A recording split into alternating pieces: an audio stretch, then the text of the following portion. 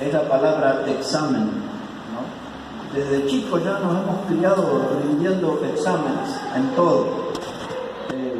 Una experiencia muy dura para mí fue cuando entré en el secundario, esto que llamamos el liceo, y en el primer año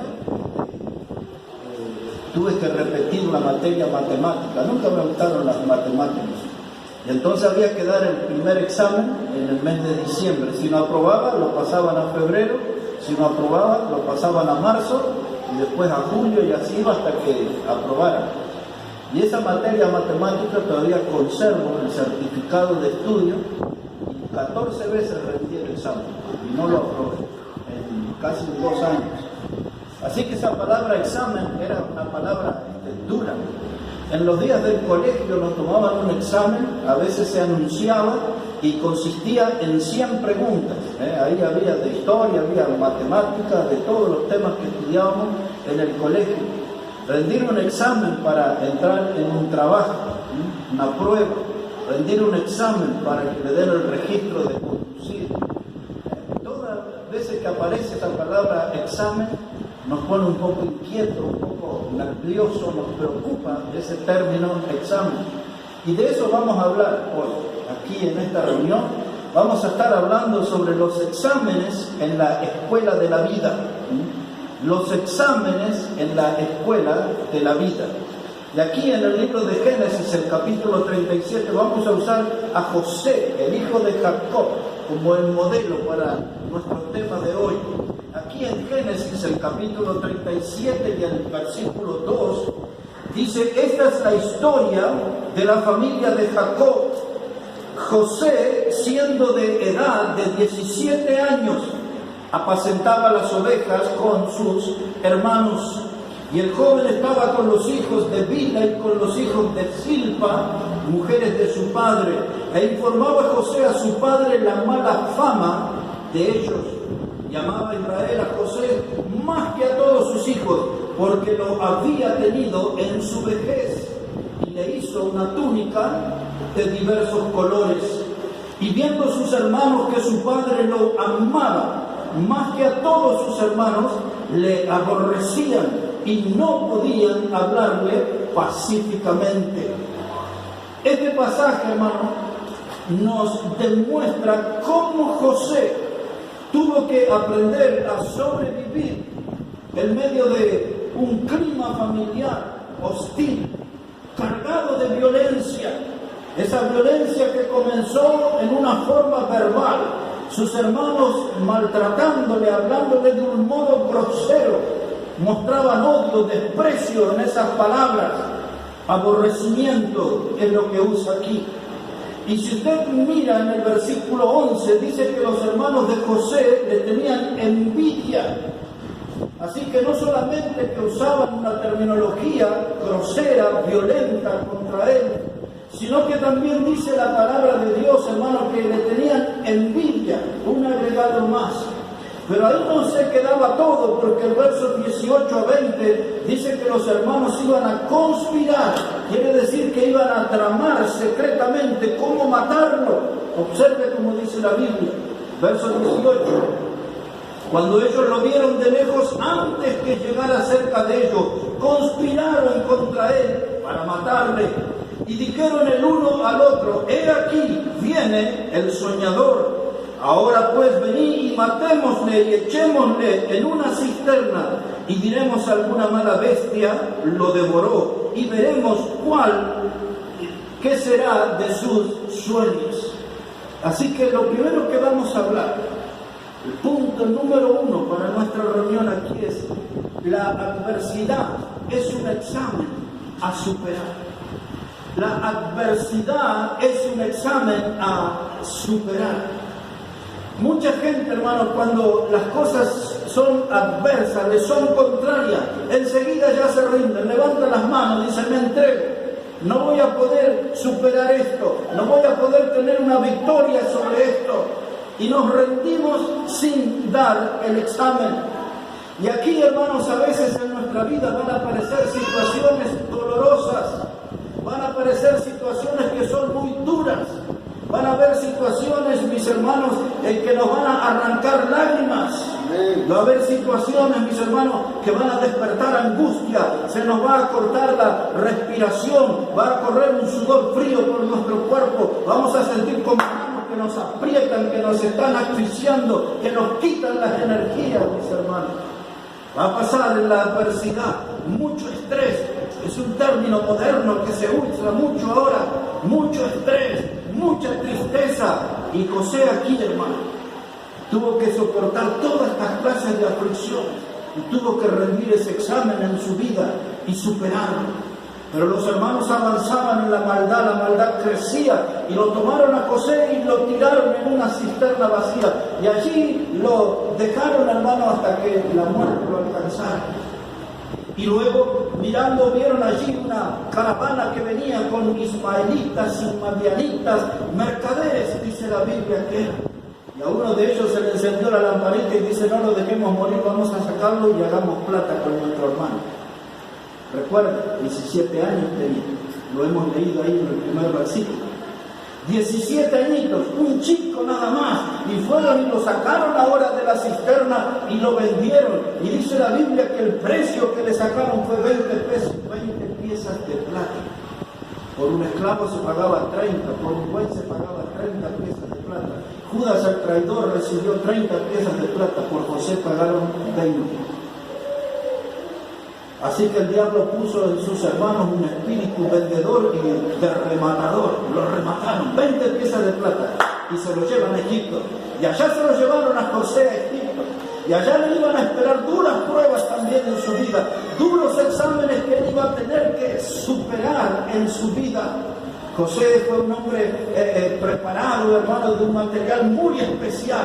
Era un hombre que rendía examen y era un hombre que aprobaba examen. Y ahora estamos viendo a él involucrado en el examen de la adversidad. Es bueno mirar la vida de José y estar atento a la vida de él, porque nosotros vamos a tener que rendir ese examen de la adversidad. Cuando nada sale bien a nuestro alrededor, cuando todo se desmorona, todo se derrumba, cuando nuestros planes no salen como pensamos, y aparece la adversidad. Y tenemos que rendir ese examen y ver cómo la superamos, porque en la adversidad no se termina la vida todavía sigue más allá, pero hay que superar las adversidades. Y de esto es lo que nos está hablando aquí José, cómo le enfrentó las adversidades. Hay personas, hermanos, en la adversidad que están en desventaja física.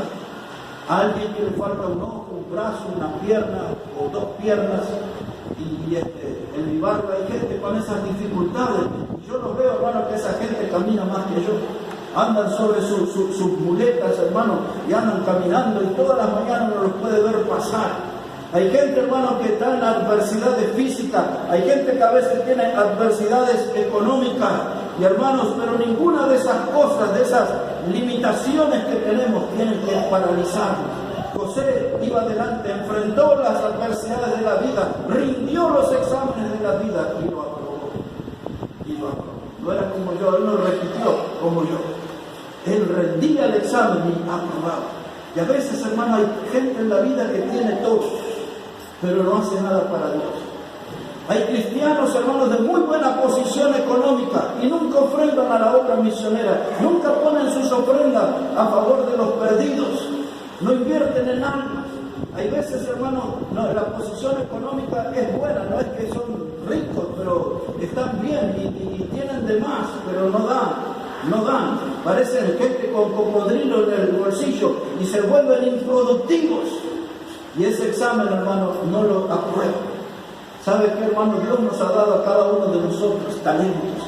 Dios nos ha dado dones para que nosotros lo usemos en beneficio de otras personas y para que lo usemos en beneficio de la obra, para el progreso de la obra, el avance del Evangelio, el crecimiento del reino de Dios. Pero a veces, hermanos, nosotros somos improductivos. Muchas veces, hermanos, tenemos muchos dones, muchas cosas, y nos portamos como miserables. Es triste, hermano, ver mucha gente que tiene mucho para dar a Dios, pero no le da nada. No estoy hablando de dinero, estoy hablando de tiempo, de dedicación, de esfuerzo, de dar sudor para la obra de Dios, pero no lo hacen.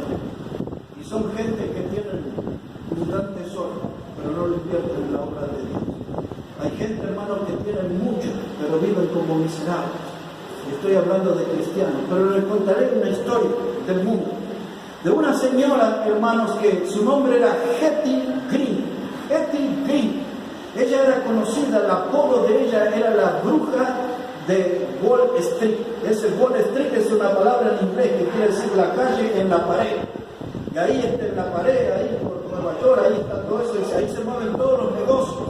Y la gente ahí estaba, multitudes mirando ahí, mire la empresa tal, ahí sale tanto y hacía negocio, y vamos a comprar aquí acciones en esta empresa, y vamos a vender las acciones de esta otra, y ahí la gente vive, hermano. Aquí en Buenos Aires está la calle San Martín, en el centro, y ahí pasa eso, donde la gente está, y antes se llevaban los papeles y anotaban, después aparecieron las computadoras y los celulares, y todos estaban viendo cuánto cotiza tal empresa en Japón, cuánto cotiza tal empresa en los Estados Unidos, y van y compran un bono, y compran una acción, y venden un bono, y venden otra acción, y ahí andan todo el día en los negocios. Esta mujer hacía ese trabajo.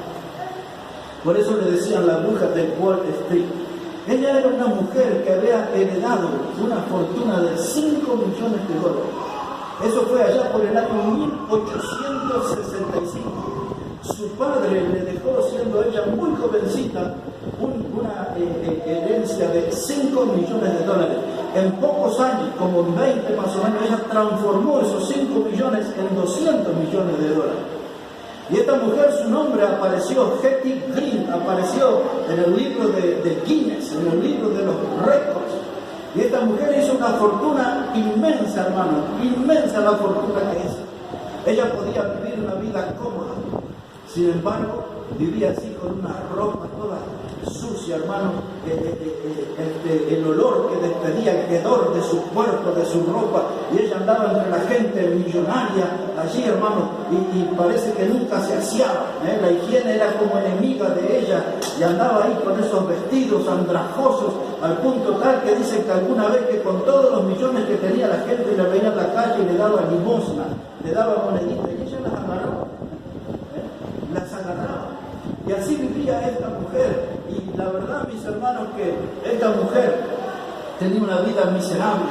Había nacido en una cuna de oro, pero tenía el bolsillo más pobre. Nunca tenía nada encima. Era como una mendiga, hermano.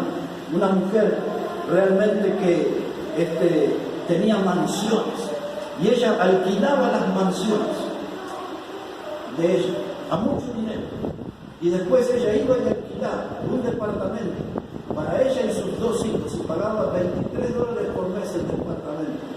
Y ella alquilaba sus mansiones y vivía así, en cuevitas, en piecitas, hermanos, que se caían a pedazos. Una mujer multimillonaria, mis hermanos, pero tenía una vida muy miserable. No recibía atención médica, no quería, cuando estaba enferma, no quería ir a los médicos porque decía, no me voy a dejar robar por estos ladronzuelos de pata blanca, decía ella. Así que no invertía un solo peso en su salud, y hasta el punto tal que uno de sus hijos una vez se lastimó en la pierna, y ella fue a llevarlo al doctor, pero ya era tarde porque no quería invertir en la salud de su hijo, y se hizo una gangrena en la pierna y se la tuvieron que cortar. Cuando ella tenía 80 años, esta mujer tuvo una hernia de disco, y el doctor le dijo, usted necesita operarse, y esa operación sale $150. Y ella prefirió terminar su vida en una silla de fuerza y no invertir $150 en una operación. Una mujer que tenía todo, pero tuvo una vida miserable, mis hermanos. Y a veces los cristianos somos así, tenemos todo. Dios nos ha dado capacidad para el servicio, Dios nos ha dado talento para la obra, Dios nos ha dado dones, y nosotros, hermanos, nos comportamos como miserables. No aprobamos el examen, hermano, y nosotros nos vamos así como yo para diciembre, y rendíamos en febrero, y en marzo, y en julio, y en septiembre, y en diciembre del otro año, y pasamos rindiendo examen, y nunca lo aprobamos, mis hermanos. Pero aquellos que rinden examen ante la adversidad y los aprueban, esa gente sabe cómo librarse de los estorbos que el diablo pone. Hermano, la adversidad, cuando la vida se pone difícil, cuando la vida se pone complicada, cuando la vida se pone cuesta arriba, cuando todo se desmorona a nuestro alrededor, esa es nuestra la adversidad. Tenemos que ir adelante, rendir examen en la adversidad y aprobar. Es lo que Dios espera y es lo que José nos enseña. Cuando nosotros miramos en el campo de la salud en la Biblia, vemos como la salud de Job fue tremendamente afectada. Ese era el examen que Job tenía que rendir. Él tenía que enfrentar los problemas de su salud, superar los problemas de su salud y aprobar el examen que tenía que rendir. Y recordamos que él tenía allí, hermanos, una sarna que iba de los pies hasta la cabeza. La Biblia habla de los pies hasta la coronilla. Esa sarna maligna era algo malo. La Biblia lo expresa así, era una sarna maligna. Era lo que se conocía como la lepra negra en aquellos tiempos. Y eso tomó todo el cuerpo de Job. Y Job tuvo que luchar contra ese problema en su salud. Y lo tuvo que hacer mucho tiempo. Pero llega el capítulo 42 de su libro y ahí Dios lo levantó hacia la victoria. Job, hermano, rindió examen y lo aprobó. Job rindió el examen de la adversidad en la escuela de la vida y lo aprobó. ¿Qué hacemos nosotros de nuestras adversidades? No me puedo quedar de brazos cruzados, no me puedo quedar paralizado, inmóvil. Yo tengo que avanzar, tengo que enfrentar, hermano, la adversidad de mi vida. Tengo que rendir ese examen y no tengo que descansar hasta aprobar. Y si nosotros pensáramos en David, la Biblia enseña que David tuvo que ir cuando fue perseguido por Saúl a una cueva que se llamaba de Adulam. Y la gente que se reunía allí en aquel lugar dice que era gente, hermanos, que estaban endeudados. Y dice que los que estaban allí no solo estaban endeudados, sino que estaban amargados en espíritu. Imagínense el ambiente, la atmósfera en aquella cueva. Gente que solamente hablaba de deuda, le debo tal a esto, le debo al lechero, le debo al agua, debo la electricidad, debo esto, lo otro. Y dice que estaban amargados en espíritu. Y David estaba allí. Y David también tuvo que pasar esa adversidad. Y una vez para salvar su vida frente a un rey que se llamaba Aquis, tuvo que hacerse loco.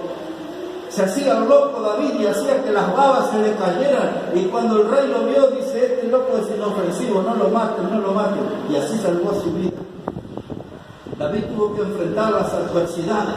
Anteriormente había tenido que enfrentar al oso para defender las ovejas de su padre.